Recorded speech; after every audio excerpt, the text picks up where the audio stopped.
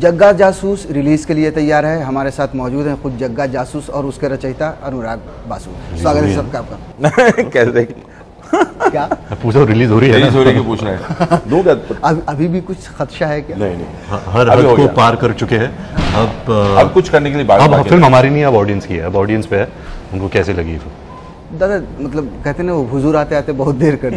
कुछ ज्यादा लंबा समय लग गया ना? हाँ यार, थोड़ा सा लग गया लंबा, थोड़ा सा फर्स्ट सेटिंग पे इतना नहीं सोचा था लग जाएगा। हाँ। लेकिन 2016 तक आ जाएगी सोचा था, दिसंबर तक। हाँ। अब मुझसे पूछो तो 6-7 महीना डिले हुआ है। लोग कह रहे हैं कि 2-3 साल इतना नहीं। कई बार हम सुन रहे थे कि कुछ सीन्स अच्छे नहीं बने हैं, कई बार सुन रहे थे कि अनुराग बासु खुद सेटिस्फाई नहीं है, कुछ सीन्स को दोबारा शूट करना चाहते हैं, कभी रणबीर खुश नहीं है। क्या रीजन? ये सब तो पता नहीं कहाँ से खबरें आ रही थी इस तरह अटकलें मतलब। हाँ, और इसमें से क्या आपको क्या कुछ रीशूट हुआ है क्या? बिल्कुल नहीं, आई डोंट थिंक हमने कुछ रीशूट किया है। बट आई थिंक ऑल ये जो रूमर शुरू हुए थे और लोग इतना कुछ कह रहे थे नेगेटिवली फिल्म के बारे में, हमारा मकसद एक ही था कि हम अच्छी फिल्म बनाएं। क्योंकि जब फिल्म फाइनली आती है और जब ऑडियंस फिल्म को देखती है वो सब भूल जाती है। जग्गा जासूस की जो दुनिया वो काल्पनिक से भी कुछ अलग है। ऑस्ट्रिच पे घूम रहे हैं, क्या है थोड़ा सा अगर आप उसके बारे में अगर बताएं तो।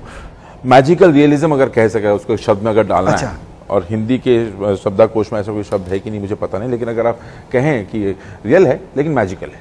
तो रणबीर जासूसी किस चीज़ की हो रही है? टूटी फूटी और जगह के बीच में जो लव स्टोरी है, जो फादर सन डायनामिक है, ये कहानी उसके बारे में। और ये जासूस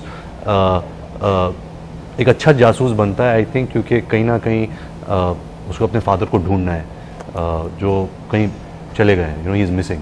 देखिए कितना मुश्किल होता है जब आप सवाल पूछते हैं ना कहानी के बारे में, तो डायरेक्टर एक्टर हमेशा बच के कहानी रिवील ना हो फिर भी बताए कहानी के बारे में, बड़ा मुश्किल थोड़ा इधर से लेफ्ट मार के थोड़ा यू टर्न मारो और हमेशा कुछ बाद में रहता ही फैल जाता है। उससे अच्छा यार देख ही लो पिक्चर अभी क्या।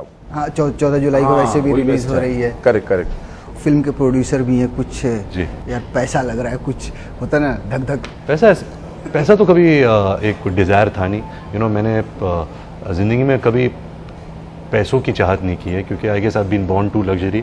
But I think just to be part of a film that you believe in, to have a director like Anurag Basu make a film और उसके पीछे आपका नाम लिखा है as a producer, I think मेरे लिए वो बहुत मायने रखता है। I think even more than an actor. It's a memorable 3.5 years this chapter. अगर मेरी एक बायोग्राफी लिखी जाएगी तो ये 3.5 years ना मेरे लिए बहुत ही एक बड़ा चैप्टर होगा। ऐसा मतलब क्या इस 3-3.5 साल हमने बहुत झगड़े किए यार। अच्छा, झगड़े भी हुए, बहुत सिखाया इस फिल्म ने, अबाउट पेशेंस। अच्छा। एक जो एक लगाव होता है एक चीज़ पर, आपकी कहानी पर, जो मैंने इनसे सीखा है। 3.5 साल हमने तो बाहर जाके काम किया है, बट अनुराग बासु लगे रहे इस फिल्म पे। वो सिर्फ इसके साथ जुड़े थे और इन्होंने कुछ नहीं किया। He is a very successful director. वो कहीं भी जाके एक फिल्म शुरू कर सकते थे, टीवी शोज़ ज़्यादा बना सकते थे, एड्स कर सकते थे।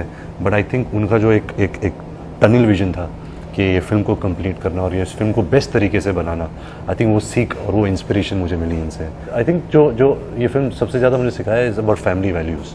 इट मेक्स यू रियलाइज़ कि आपकी जो रिलेशनशिप्स है, रिश्ते हैं लाइफ में, you should not take that for granted and you should really value them. रिश्तों की बात है, रिश्ते पे एक सवाल और जानना चाहेंगे।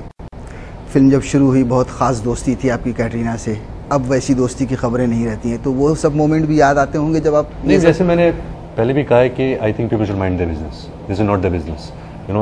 माई business is an actor and your business is to consume me as an actor. हाँ। जो मेरी फिल्में हैं, जो मेरी लाइफ में होता है वो ना आपके लाइफ में कोई फ़र्क पड़ेगा ना मेरे लाइफ में फ़र्क पड़ेगा। एंड आई थिंक मैं और कटरीना दोनों ऐसे एक्टर्स हैं जो हम भूखे हैं, पैशनेट है कि हम अच्छा काम करें, अच्छी फिल्म्स के पार्ट हो। And that has been the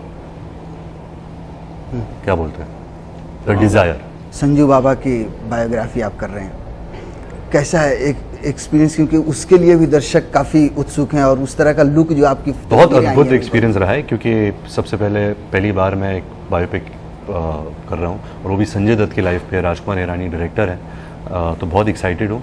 और ये कोशिश है कि जो आपने संजय दत्त को जाना है इतनी साल, जो आपने इतना प्यार दिया है उनको, इतना कंट्रोवर्शियल रहे, जिस तरीके से हम प्रस्तुत कर रहे हैं वो एक ह्यूमन स्टोरी हो, एक फादर सन रिलेशनशिप स्टोरी हो। It's his relationship with his best friend, with his children. तो एक ह्यूमन कहानी हम बनाने की कोशिश कर रहे हैं एंड आई होप कि I have achieve that side of Sanjay Dutt. दादा फिल्म रिलीज़ हो रही है, क्या कहेंगे दर्शकों से? यही कहेंगे यार जो हमने देख लो।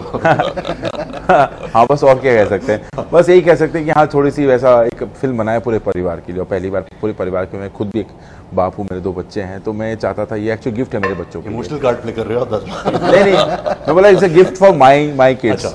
मैं बोला सबके लिए नहीं, मैं बोला गिफ्ट टू माई किड्स। तो ये कहें कि बच्चों के लिए खास तौर से पूरे परिवार के लिए सबको लेके जाएं और पूरा परिवार साथ में फिल्म देखने जाए। हम हॉलीवुड की फिल्में लेके जाते, जंगल बुक लेके जाते, हमारे हिंदी में ऐसे हिंदी में अगर ऐसी कोई फिल्म, आई मीन इस तरीके की फिल्म नहीं है, लेकिन जो ये मुझे एज अ चाइल्ड पसंद आई और एज टुडे भी मैं देख सकता हूँ, लाइक मिस्टर इंडिया या अमर अकबर एंथनी।